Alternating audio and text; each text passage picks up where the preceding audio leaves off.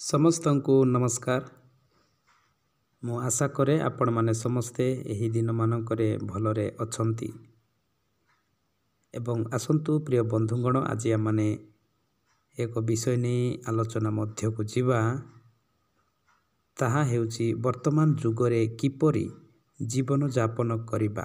ଆମ୍ଭେମାନେ ଯେତେବେଳେ ଏହି ଯୁଗ ବା ଏହି ସମୟକୁ ଆମେ ଯେତେବେଳେ ଦେଖୁ, ବର୍ତ୍ତମାନ ସମୟରେ ଜଗତରେ ଅନେକ ପାପ ବଢ଼ିବାକୁ ଲାଗିଲା, ଅନେକ ଅଧର୍ମ ବଢ଼ିବାକୁ ଲାଗିଲା, ଅନେକ ସାଂସାରିକ ଅଭିଳାଷା ଏହି ଜଗତରେ ବଢ଼ିବାକୁ ଲାଗିଲା। ହଁ ପ୍ରିୟ ବନ୍ଧୁଗଣ, ଏହି ଅନ୍ଧକାରମୟ ଜଗତରେ ଆମ୍ଭେମାନେ କି ପ୍ରକାର ଜୀବନଯାପନ କରିବା, ଏହା ଜାଣିବା ଅତି ଗୁରୁତ୍ୱପୂର୍ଣ୍ଣ ବିଷୟ ଅଟେ। ହଁ ପ୍ରିୟ ବନ୍ଧୁଗଣ, ମୁଁ ଆପଣମାନଙ୍କୁ ଅଳ୍ପ ସମୟ ମଧ୍ୟରେ 3 ବିଷୟ ଆପଣମାନଙ୍କ ସମ୍ମୁଖରେ ରଖିବା ପାଇଁ ଚାହେଁ।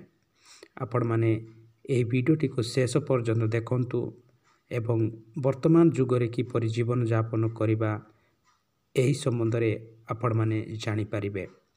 ଆସନ୍ତୁ ଆମମାନେ ସମୟକୁ ଅତିବାହିତ ନ କରି ଆମମାନେ ଆଜିର ଆଲୋଚନା ମଧ୍ୟକୁ ଯିବା। ତାହା ହେଉଛି ବର୍ତ୍ତମାନ ଯୁଗରେ କିପରି ଜୀବନଯାପନ କରିବା। ବାସ୍ତବରେ ଏଟା ନିହାତି ମନୁଷ୍ୟ ଜାଣିବା ଦରକାର। ଏହି ଜଗତରେ ମୁଁ ବଞ୍ଚିଅଛି ଏବଂ ମୁଁ ମୋ ଜୀବନରେ କି ପ୍ରକାର ଜୀବନଯାପନ କରିବା ଉଚିତ। ଆସନ୍ତୁ ଆଜି ଆମମାନେ ପବିତ୍ର ଶାସ୍ତ୍ର ବାଇବଲରୁ ପାଠ କରିବା।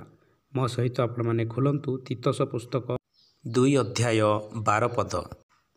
ପୁଣି ଆମ୍ଭେମାନେ ଯେପରି ଅଧର୍ମ ଓ ସାଂସାରିକ ଅଭିଳାଷା ପରିତ୍ୟାଗ କରି ଏହି ବର୍ତ୍ତମାନ ଯୁଗରେ ସୁବୁଦ୍ଧି, ଧାର୍ମିକ ଓ ଭକ୍ତ ଭାବରେ ଜୀବନ ଯାପନ କରୁ। ହଁ ପ୍ରିୟ ବନ୍ଧୁଗଣ, ଏହି ପଠିତ ଅଂଶରେ ଆପଣମାନେ ବୁଝିପାରୁଥିବେ ଆମ୍ଭେମାନେ ଏହି ବର୍ତ୍ତମାନ ଯୁଗରେ କିପରି ଜୀବନଯାପନ କରିବା, ତାହା ଲେଖାଯାଇଅଛି। ଦେଖନ୍ତୁ, ଏଠାରେ ଏ ପ୍ରକାର ଲେଖାଯାଏ, ପୁଣି ଆମ୍ଭେମାନେ ଯେପରି ଅଧର୍ମ ଓ ସାଂସାରିକ ଅଭିଳାଷ ପରିତ୍ୟାଗ କରିବା। ଏହି ଧରାପୃଷ୍ଠରେ ଯେତେବେଳେ ଆମମାନେ ବାସ କରୁ, ଆମମାନେ ଅଧର୍ମ ଓ ସାଂସାରିକ ଅଭିଳାଷକୁ ପରିତ୍ୟାଗ କରିବାକୁ ପଡ଼ିବ। ପୁଣି ତାହା ପରିତ୍ୟାଗ କରି ଏହି ବର୍ତ୍ତମାନ ଯୁଗରେ କି ପ୍ରକାର ଆମମାନେ ଜୀବନଯାପନ କରିବା, ତାହା ଆପଣମାନେ ଏଠାରେ ଦେଖନ୍ତୁ। ସୁବୁଦ୍ଧି, ଧାର୍ମିକ ଓ ଭକ୍ତ ଭାବରେ ଜୀବନଯାପନ କରୁ। ବାସ୍ତବତାରେ ପ୍ରିୟ ବନ୍ଧୁଗଣ, ଏହି ଧରାପୃଷ୍ଠରେ ଅବା ଏହି ବର୍ତ୍ତମାନ ଯୁଗରେ ଯେତେବେଳେ ଆମମାନେ ଜୀବନଯାପନ କରୁ, ଆସୁ ଆମ୍ଭେମାନେ ଏହି ସୁବୁଦ୍ଧି, ଧାର୍ମିକ ଓ ଭକ୍ତ ଜୀବନ ଯାପନ କରିବା ଆବଶ୍ୟକତା ଅଟେ। ଏହି ସୁବୁଦ୍ଧି କନ୍ୟାମାନଙ୍କ ସମ୍ବନ୍ଧରେ ଯେତେବେଳେ ମାଥ୍ୟୁ ଲିଖିତ ସୁସମାଚାର 25 ଅଧ୍ୟାୟକୁ ଆମମାନେ ପାଠ କରୁ, ଆମ୍ଭେମାନେ ଏଠାରେ 10 କନ୍ୟାଙ୍କ ସମ୍ବନ୍ଧରେ ଆମ୍ଭେମାନେ ଦେଖିବାକୁ ପାଉ। ସୁବୁଦ୍ଧି କନ୍ୟାମାନେ ସବୁବେଳେ ପ୍ରସ୍ତୁତରେ ଥିଲେ। ସେମାନେ ନିଜର ତୈଳ ପ୍ରସ୍ତୁତ କରି ବରଙ୍କୁ ଭେଟିବା ପାଇଁ ଯାଇଥିଲେ, କିନ୍ତୁ ନିର୍ବୁଦ୍ଧି କନ୍ୟାମାନେ ସେମାନେ ଅଳ୍ପ ପ୍ରସ୍ତୁତରେ ଯାଇଥିଲେ। ଏଣୁ ପ୍ରସ୍ତୁତ ନଥିବା ଯୋଗୁଁ ସେମାନେ ବରଙ୍କୁ ସାକ୍ଷାତ କରିପାରିଲେ ନାହିଁ। କିନ୍ତୁ 5 ଜଣ ସୁବୁଦ୍ଧି କନ୍ୟାମାନେ ପ୍ରସ୍ତୁତ ଥିବା ଯୋଗୁଁ ସେମାନେ ବରଙ୍କୁ ସାକ୍ଷାତ କରିପାରିଲେ। ହଁ ପ୍ରିୟ ବନ୍ଧୁଗଣ, ବାସ୍ତବତାରେ ଆମ୍ଭେମାନେ ଯେତେବେଳେ ଏହି ବର୍ତ୍ତମାନ ଯୁଗରେ ଜୀବନଯାପନ କରୁ, ଆମ୍ଭେମାନେ ସୁବୁଦ୍ଧିର ସହିତ ନିଜର ଜୀବନଯାପନ କରିବା, କୁବୁଦ୍ଧିରେ ନିଜର ଜୀବନଯାପନ କରିବା ନାହିଁ। ଏଣୁ ପବିତ୍ର ଶାସ୍ତ୍ର ବାଇବଲ ରୋମିଓ ଅଧ୍ୟାୟ 12-21 ପଦରେ ଏହି ପ୍ରକାର ଲେଖାଯାଏ, କୁକ୍ରିୟାରେ ପରାଜିତ ନ ହୋଇ ସୁକ୍ରିୟାରେ କୁକ୍ରିୟାକୁ ପରାଜୟ କର। ଦ୍ୱିତୀୟ ବିଷୟଟି ଧାର୍ମିକତା।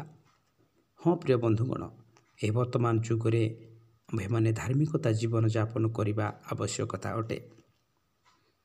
ଯେତେବେଳେ ଆମ୍ଭେମାନେ ଆଦି ପୁସ୍ତକ 7 ଅଧ୍ୟାୟ 1 ପଦକୁ ପାଠ କରୁ, ଏଠାରେ ଆମେ ଦେଖୁ, ଅନନ୍ତର ସଦାପ୍ରଭୁ ନୋହଙ୍କୁ କହିଲେ, ତୁମ୍ଭେ ସପରିବାର ଜାହାଜରେ ପ୍ରବେଶ କର, କାରଣ ଏହି କାଳର ଲୋକମାନଙ୍କ ମଧ୍ୟରେ ଆମ୍ଭେ ଆପଣା ସାକ୍ଷାତରେ ତୁମ୍ଭକୁ ଧାର୍ମିକ ଦେଖିଅଛୁ। ଏହି କାଳର ଲୋକମାନଙ୍କ ମଧ୍ୟରେ କେବଳ ନୋହ ତାଙ୍କରି ପରିବାର ସହିତ ଧାର୍ମିକତା ଦେଖାଗଲେ। ଅନେକ ଲୋକମାନେ ବସବାସ କରୁଥିଲେ। ସେହି କାଳରେ ଅନେକ ପାପ ବଢ଼ିଲା ଜଗତରେ। ସେହି ଯୁଗରେ ଅନେକ ପାପ ଜଗତରେ ପରିପୂର୍ଣ୍ଣ ହେଲା। ଏଣୁ ପରମେଶ୍ୱର କହିଲେ ଆମ୍ଭେ ଏହି ଜଗତକୁ ବିନଷ୍ଟ କରିବା। ଆଉ ପରମେଶ୍ୱର ସେହି ପ୍ରକାର ଜଳରେ ବିନଷ୍ଟ କଲେ। କେବଳ ଧାର୍ମିକତା ଜୀବନ ଅତିବାହିତ କରିଥିବା ବ୍ୟକ୍ତି ନୋହ ଏବଂ ତାଙ୍କର ପରିବାର 8 ପ୍ରାଣୀ କେବଳ ଜୀବନ ପ୍ରାପ୍ତ ହେଲେ। ତୃତୀୟ ବିଷୟଟି ହେଲା ଭକ୍ତ ଭାବରେ ଜୀବନ ଯାପନ କରୁ। ଭକ୍ତ କାହାକୁ କୁହାଯାଏ? ଯେଉଁମାନେ ଈଶ୍ୱରଙ୍କୁ ଭକ୍ତି କରନ୍ତି ତାହାଙ୍କୁ ଈଶ୍ୱର ଭକ୍ତ ବୋଲି କୁହାଯାଏ। ଯେତେବେଳେ ଆମ୍ଭେମାନେ ପ୍ରେରିତ ଅଧ୍ୟାୟ 10 ପର୍ବ 1 ପଦକୁ ପାଠ କରୁ, ଏଠାରେ ଏହି ପ୍ରକାର ଲେଖାଯାଏ, କାଇସରିଆ ନଗରରେ କର୍ଣ୍ଣେଲିୟସ୍ ନାମକ ଜଣେ ବ୍ୟକ୍ତି ଥିଲେ। ସେ ଇତାଲିକ ନାମକ ସୈନ୍ୟଦଳର ଜଣେ ସତ୍ ସେନାପତି ଥିଲେ।